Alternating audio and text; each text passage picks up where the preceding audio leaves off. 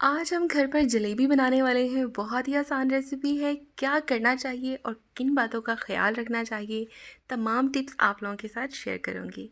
अस्सलाम वालेकुम, मेरा नाम है ज़ोया और आज मैं लेकर आई हूँ जलेबी की रेसिपी।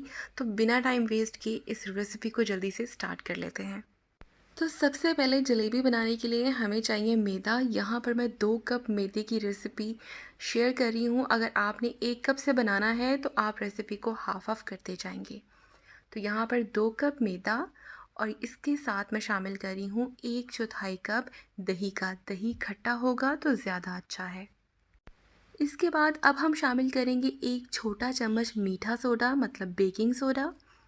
इसके बाद फूड कलर है। फूड कलर आप या तो शीरे में शामिल कर सकते हैं या इस मिक्सचर में शामिल कर सकते हैं, ये आपकी अपनी मर्ज़ी है। इसके बाद थोड़ा थोड़ा आपने पानी शामिल करना है और इसका एक स्मूथ सा बैटर बना लेना है। अब यहाँ पर बैटर जितना पतला होगा जलेबियाँ उतनी ज़्यादा क्रिस्पी बनेगी। अगर आपका बैटर गाढ़ा होगा बहुत ज़्यादा तो जलेबी मोटी बनेगी।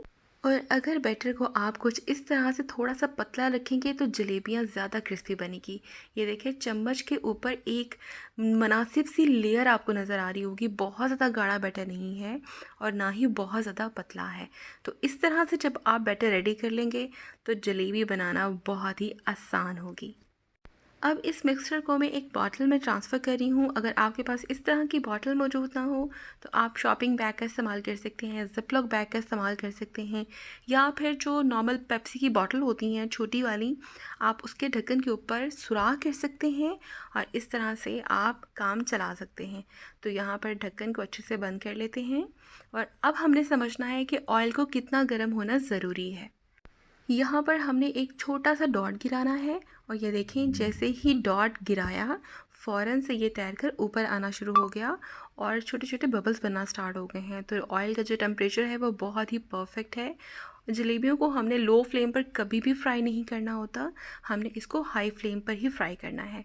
तो यहाँ पर मैं जलेबी बनाने में बिल्कुल भी एक्सपर्ट नहीं हूँ, लेकिन ये रेसिपी बहुत मज़ेदार है। तो शेप पर आपने बिल्कुल नहीं जाना कि परफ़ेक्ट जलेबियाँ नहीं बन रही हैं। हो सकता है कि इन फ्यूचर इसी चैनल पे मैं बहुत ही परफ़ेक्ट शेप के साथ जलेबी की जो रेसिपी है वो आप लोगों के साथ शेयर करूँ। अब जलेबी को हमने कुक कितना करना है, एक साइड आपने 30 सेकंड के लिए कुक करनी है और 15 सेकंड के लिए आपने दूसरी साइड कुक करनी है। जितनी ज़्यादा अच्छे तरीके से आप जलेबी को फ्राई करेंगे, कुक करेंगे, जलेबियाँ उतनी ही ज़्यादा क्रिस्पी बनेंगी।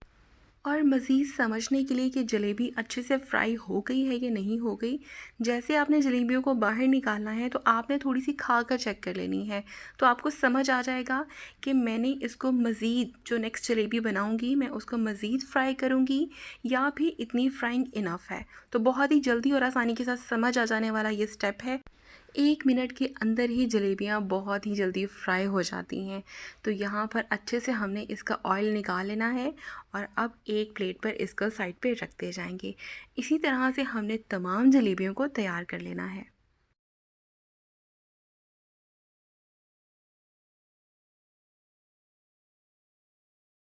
2 कप मैदे से हमने ढेर सारी जलेबियाँ बनाकर तैयार कर ली हैं। तो चलें अब तैयार कर लेते हैं इसका शीरा।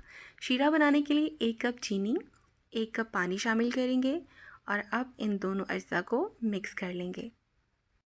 यहाँ पर मैं बहुत ज़्यादा शीरा नहीं बना रही क्योंकि बाद में जो शीरा बच जाता है उसका इस्तेमाल थोड़ा मुश्किल हो जाता है। फिर नेक्स्ट टाइम मिठाई में काम तो आ जाता है, लेकिन घर में जब हम तैयार करते हैं तो कोशिश करते हैं कि हम चीज़ को कम ही बनाएं ताकि ज़ाया ना हो।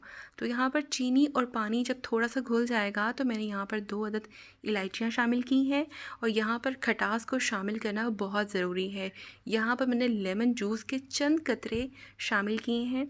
लेमन मौजूद नहीं है तो आप थोड़ी सी टाटरी का इस्तेमाल कर सकते हैं। एक छोटी सी चुटकी जो है ना आपने टाटरी की डाल देनी है। अगर टाटरी भी मौजूद नहीं है तो आपने आधा चम्मच सिरके का इस्तेमाल करना है। तो यहाँ पर ये देखें शीरे को मैंने बहुत ज़्यादा कुक नहीं किया है, यहाँ मैंने शीरे को पतला रखा है। लेकिन अगर आप चाहें तो शीरे को आप एक तार जितना गाढ़ा आप बना सकते हैं।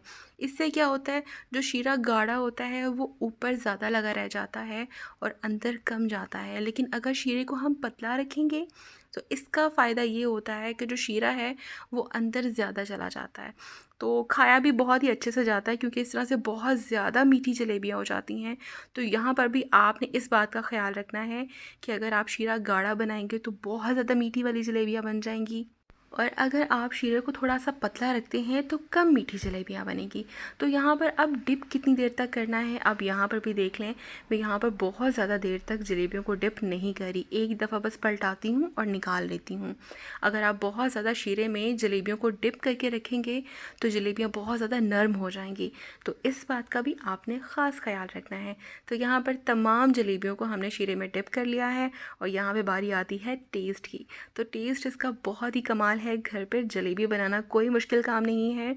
उम्मीद है कि आपको ये रेसिपी अच्छी लगी होगी। अगर रेसिपी पसंद आई हो तो वीडियो को लाइक करना मत भूलिएगा।